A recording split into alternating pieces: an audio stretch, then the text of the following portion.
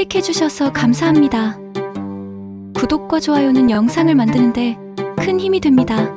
그럼 바로 영상 시작하겠습니다. 옛날 어느 고을 서리빨 같은 겨울 바람이 골목마다 휘둘던 날이었습니다. 바야흐로 천하의 명망 높던 무신 집안의 여식이 권세를 쥔 재상가의 시집을 간 지 3년이 지났을 무렵의 일이었지요. 마님이라 불리던 여인은 그저 조용히 덕을 쌓으며 살림을 돌보았으나 그녀의 친정이 정쟁에 휘말려 역적의 가문으로 낙인 찍히는 날부터 그녀의 운명도 함께 뒤틀리기 시작하였습니다. 자식 하나 못 낳고도 이 집에 붙어 있을 면목이 있느냐? 서방은 마님을 향해 얼굴을 붉히며 고래고래 소리를 질렀고 대청마루 아래까지 울려 퍼지던 그 목소리는 마치 천벌처럼 가슴을 짓눌렀습니다. 결국 그녀는 아무 말 없이 짐짝처럼 내쳐졌습니다. 머리 위로 흰 눈이 내렸고 얇은 장호 사이로 살을 내는 바람이 들이쳤습니다. 그러나 마님은 울지 않았습니다. 두 발을 질끈 굳게 다문 채 친정으로 향하였습니다. 허나 친정마저 문이 닫힌 지 오래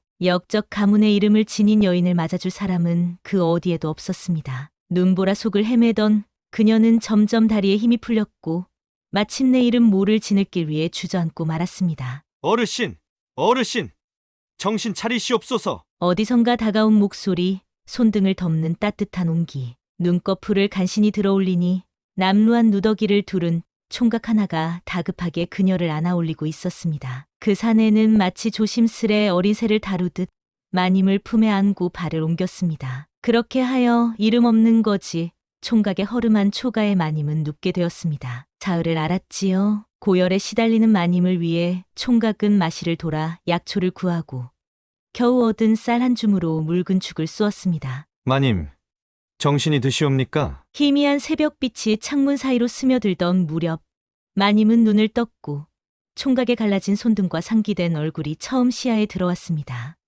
댁은 누구시오? 총각은 쑥스럽게 웃으며 허리를 숙였습니다. 이름은 장돌이라 하옵니다. 본래 떠돌이로 별 볼 일 없는 신세요. 다만 예전에 마님께 큰 은혜를 입은 적이 있어 눈밭에 쓰러진 마님을 외면할 수 없었사옵니다. 은혜라니 무슨 말씀이오? 나는 댁을 기억하지 못하겠소. 오래전 일주일을 굶은 날 마님 댁 대문 앞에서 돼지죽이라도 얻고자 무릎 꿇고 있던 저를 보셨지요. 마님께서 몸종을 시켜 밥덩이와 쌀 한 대를 싸서 내주셨사옵니다. 그 한 줌이 제 생명을 살렸고 그날 이후 저 또한 사람답게 살고자 이를 악물었사옵니다. 마님은 천천히 그러나 깊이 눈을 감았습니다. 자신은 기억도 못하는 작은 선의가 누군가에겐 목숨을 건 은혜가 되었다는 사실에 심장이 따스해지는 듯했습니다. 그날 이후로 마님은 장도리의 초가에 머물게 되었고 둘은 서로를 조금씩 알아가기 시작했습니다. 마님은 쓰러진 담장을 일으키고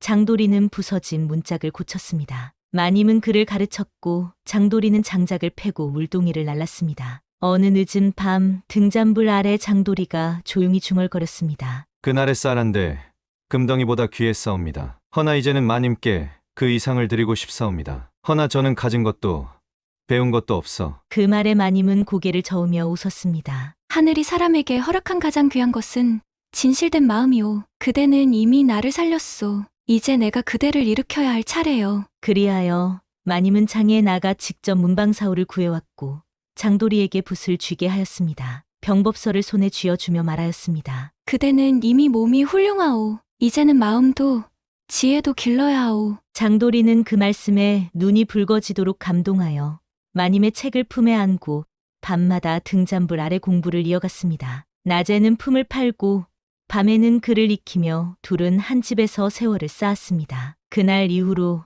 두 사람은 더 이상 주인과 종, 양반과 천민이 아니었습니다. 살아남기 위해 서로를 의지하고 사라졌던 생의 의미를 되찾기 위한 동반자가 되어갔습니다. 장도리는 마님을 위해 새벽에는 장작을 패고 낮에는 품팔이, 밤이면 붓과 검을 들며 글과 무예를 익혔습니다. 마을 사람들은 그를 두고 수군거렸습니다. 거지였던 장도리가 요즘 사람이 달라졌더라.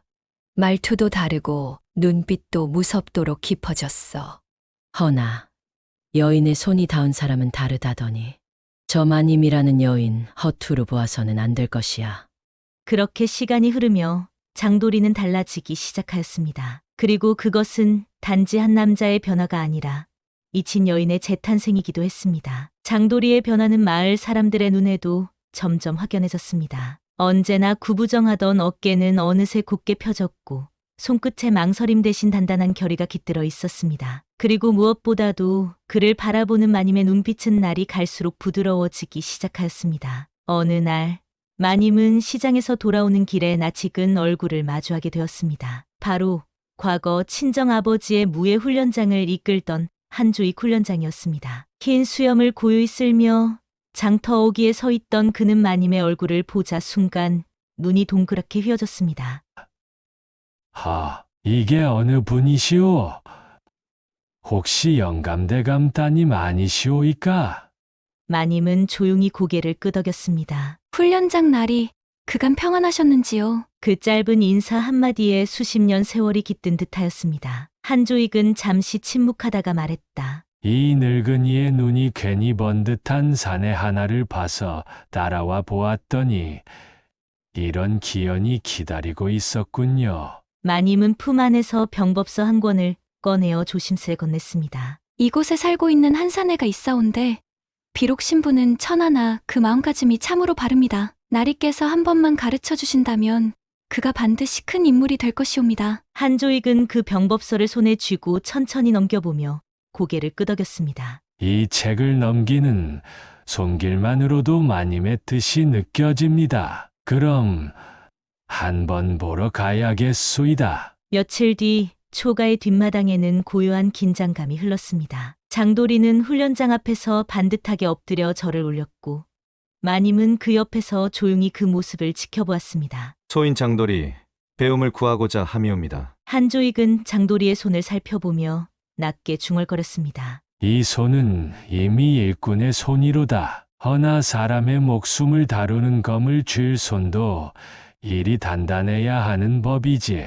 그날부터 훈련이 시작되었습니다. 장도리는 새벽 달기 울기 전 일어나 마당을 쓸고 해가 중천에 뜨기 전 검술과 병법을 익혔습니다. 한조익은 군사 훈련장의 낡은 진법도를 펼쳐가며 하나하나 정석대로 가르쳤습니다. 처음엔 버거웠던 장도리의 동작도 차츰 다듬어졌습니다. 이전까지 땔감을 짊어졌던 어깨는 이제 장검을 감당할 만큼 다부졌고 겸손하게 고개를 숙였던 그의 태도는 무게감 있는 사내로서의 당당함으로 변모해 갔습니다. 그러나 그런 변화보다 더 놀라웠던 것은 마님의 모습이었습니다. 그를 가르치고 검술 훈련을 도와주며 때로는 품팔이로 들어온 젊은이들에게까지 군자의 도리를 일깨워주는 모습은 더 이상 소박 맞은 여인이 아닌 한 사람의 지도자와도 같았습니다. 그들 주위에는 하나둘 장도리와 같은 이들이 모여들기 시작했습니다. 팔자 사나워 집에서 쫓겨난 젊은이, 전쟁에 아버지를 잃고 방황하던 사내, 부역을 거부하다 도망친 무사까지 모두가 장도리의 초가로 모여 함께 검을 배우고 그를 익히며 새로운 길을 닦아나갔습니다. 그들은 누구도 군사라 부르지 않았지만 그 눈빛은 어느 관군보다 굳세고 몸놀림은 어느 병졸보다 날쌔었습니다. 그러던 어느 날 외지에서 소식이 전해졌습니다. 왜적이 남쪽을 넘어와 조선을 침범하였다 합니다. 수군도 무너졌고 관아는 이미 도망쳤다 하옵니다. 동네는 발칵 뒤집어졌고 사람들은 어찌할 바를 몰라 우왕좌왕하였습니다. 그때 마을 어귀에서 묵직한 목소리가 울렸습니다. 백성들이여! 우리가 지키지 않으면 이 땅엔 아무도 남지 않을 것이오! 그 목소리의 주인은 바로 장돌이었습니다. 한조익은 검을 들고 그 곁에 섰습니다. 내 평생 무예를 익혀온 보람이 오늘이로다. 그날 밤 초가집 뒷마당에서 작은 군영이 만들어졌습니다. 천막은 낡았지만 깃발은 높이 솟아 있었고 칼은 녹슬었으나 그 손엔 피보다 진한 결의가 깃들어 있었습니다. 그렇게 그들은 이름 없는 의병이 되어 조선을 지키기 위한 첫걸음을 내디뎠습니다. 그들의 의병단은 처음엔 서툴고 초라했습니다. 갑옷 하나 없었고 말 한 마리 없었습니다. 그러나 그들의 눈빛은 누구보다 날카로웠고 마음은 쇠보다 단단했습니다. 장도리는 새벽이 오기도 전에 모두를 깨웠고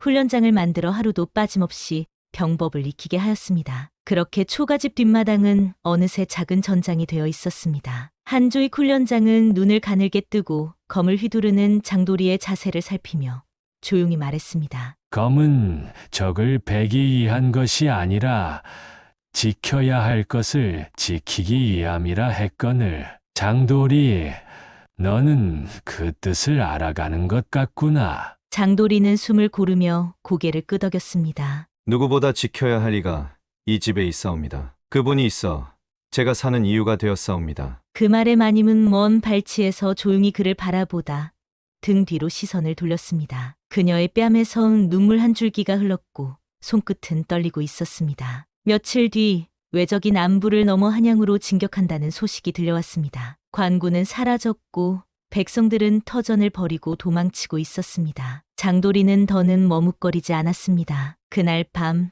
초가의 마당에 작은 군기를 세우고 땀과 진흙으로 얼룩진 천으로 깃발을 만들었습니다. 이 깃발 아래 모인 이는 누구든 이 땅을 지키는 자다. 출신도 이름도 상관없다.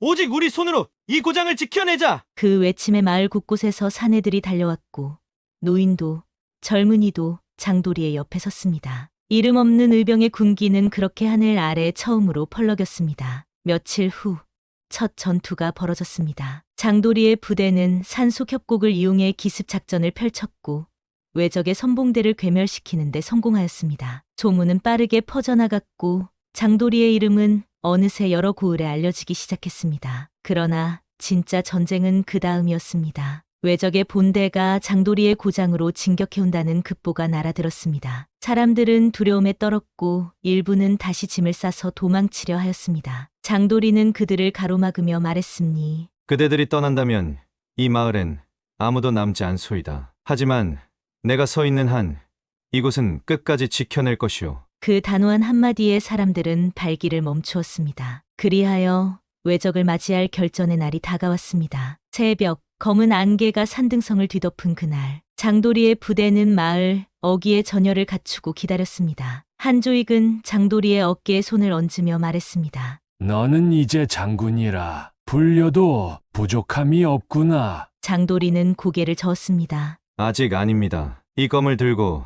돌아와 마님의 곁에 설 수 있을 때까지 전 아직 장도리일 뿐이옵니다. 그 순간 먼 발치에서 북소리와 함께 외적의 깃발이 보이기 시작했습니다. 장도리는 검을 뽑아들며 외쳤습니다. 지켜야 할 이가 있는 자는 나와 함께 싸웁시다. 그 외침에 수십 명의 의병이 함성을 질렀고 그들은 질풍처럼 달려나갔습니다. 이 전투에서 장도리의 용맹함은 백성들 사이에서 전설이 되었습니다. 적진의 중심을 뚫고 들어가 적장의 목을 뱉고 그 깃발을 끌어내려 조선의 깃발을 높이 세운 것이었습니다. 전투가 끝난 날 그는 흑투성이가 되어 다시 초가집 앞에 섰습니다. 문을 열고 마님이 나왔을 때 장도리는 말없이 무릎을 꿇었습니다. 저 살아 돌아왔습니다. 마님은 그를 말없이 끌어안았습니다. 그들은 그렇게 아무 말 없이 긴 겨울을 이겨낸 두 사람의 품속에서 조용한 봄을 맞이하였습니다. 전쟁이 끝난 뒤 장도리의 이름은 조정에까지 알려졌습니다. 공운을 정리하는 병조에서는 그를 의병장으로 올리자는 상소가 이어졌고 급기야 임금의 친서를 하사받게 되었습니다. 백성 중에서 이병을 이끌고 나라를 지켜낸 이가 있으니 그의 이름을 조정에 새기고 후대에 귀감이 되게 하라. 그 명을 받은 병조는 장도리에게 공신의 자리를 내렸고 넓은 논밭과 고택을 하사하였습니다. 천한 신분이라 멸시받던 이가 이젠 백성을 이끄는 어른이 된 것입니다. 그러나 장도리는 그 공을 자신만의 것으로 삼지 않았습니다. 그는 마님의 손을 잡고 가장 먼저 초가집 마당을 찾아 무릎을 꿇었습니다. 이 모든 것은 그대 덕분입니다. 거친 손에 글을 쥐게 하신 것도 무예를 배우게 하신 것도 살아야겠다는 이유를 주신 것도 모두 그대였소. 마님은 고개를 저었습니다. 아닙니다. 그대의 심지가 고닿기에 이루어진 것입니다. 나는 그저 바람이 되어 등을 밀어드린 것뿐이지요. 그들의 이야기는 여기서 끝나지 않았습니다. 장도리는 넉넉한 재산을 마을에 나누었고 서당을 세워 아이들에게 글을 가르쳤습니다. 훈련장을 만들어 젊은 이들에게 무예를 전수하였으며 마님은 그 곁에서 언제나 조용히 돕고 있었습니다. 사람들은 장도리를 장무대감이라 불렀고 마님을 여사대인이라 칭하며 존경을 보냈습니다. 그들은 더 이상 거지 총각과 내처진 마님이 아니었습니다. 한편 과거 마님을 버렸던 그 사내는 권세를 잃고 몰락하였고 그 첩은 오래 버티지 못해 외면받은 채 쓸쓸히 죽음을 맞이하였습니다. 조정에서도 그의 이름을 지우고 장도리의 공적만을 역사에 남겼습니다. 마침내 세월이 흘러 마님과 장도리의 무덤은 나란히 마을 언덕 위에 세워졌습니다. 그들이 남긴 발자취는 오랫동안 마을 사람들의 입을 타고 전해졌고 그들의 삶은 하나의 전설로 남았습니다. 그리하여 이 땅의 사람들은 믿게 되었습니다. 비록 신분이 낮고 가진 것이 없어도 마음이 정직하고 뜻이 곧다면 언젠가는 반드시 그 빛이 드러난다는 것을. 그리고 그 모든 이야기는 한 여인의 작은 온정에서 시작되었음을, 누구보다 따뜻했던 손끝 하나에서 비롯되었음을. 여러분, 이야기를 잘 들으셨나요? 잘 들으셨다면 굿, 좋아요 라고 댓글을 남겨주시고 좋아요를 클릭해주시면 감사드리겠습니다.